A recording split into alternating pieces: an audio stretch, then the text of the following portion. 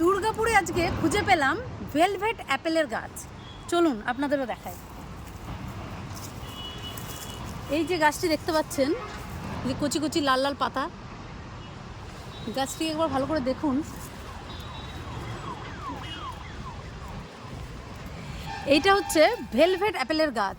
আজকে আমরা একটু দুর্গাপুর ব্যারেজ সংলগ্ন এলাকায় এসেছিলাম। তো দুর্গাপুর ব্যারেজের পাশে একটি উদ্যান রয়েছে, সেই উদ্যানে কিন্তু খুঁজে পেলাম এই ভেলভেট অ্যাপেলের গাছটি। এই গাছের বাংলা নামটি হয়তো আপনারা অনেকেই শুনেছেন। এই গাছটির নাম হচ্ছে গাব গাছ। এই গাছের যে ফল, এই গাছে হচ্ছে অ্যাপেলের মতনই গোল গোল ফল হয়, দেখতে কিছুটা অ্যাপেলের মতন।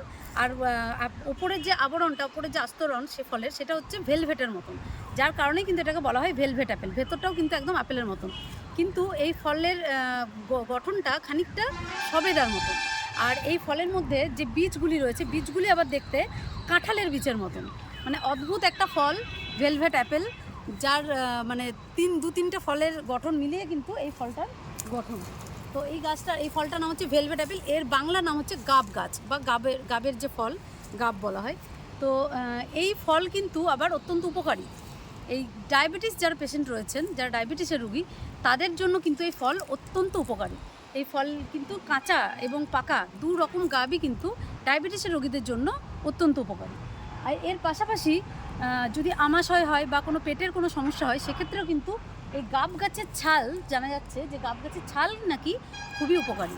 তো শুধুমাত্র যে ফল হিসাবে সেটাই নয়, ফলের যে পুষ্টিগুণ, সেই পুষ্টিগুণও কিন্তু রয়েছে ব্যাপক হারে, ব্যাপক পুষ্টিগুণ এই ফলের। তো আজকে প্রথম আমি এই গাছটা দুর্গাপুরে খুঁজে পেলাম, তাই ভাবলাম যে আপনাদের সাথে একটু শেয়ার করি, আপনাদেরকেও দেখাই যে ভেলভেট অ্যাপেল গাছটার পাতা বা গাছের গঠনটা ঠিক কীরকম। এই ধরনের কিছুটা কিন্তু পাতাটাও কিন্তু কিছুটা দেখুন সবেদার পাতার মতন, কিন্তু একটু বড় বড়। তবে এখনও কিন্তু এই মুহূর্তে এই গাছের আমি ফল দেখতে পাচ্ছি না, এখনও ফলের সময় নয় এই গাছের, কিন্তু গাছটা আজকে খুঁজে পেলাম, তাই আপনাদের সাথে শেয়ার করব।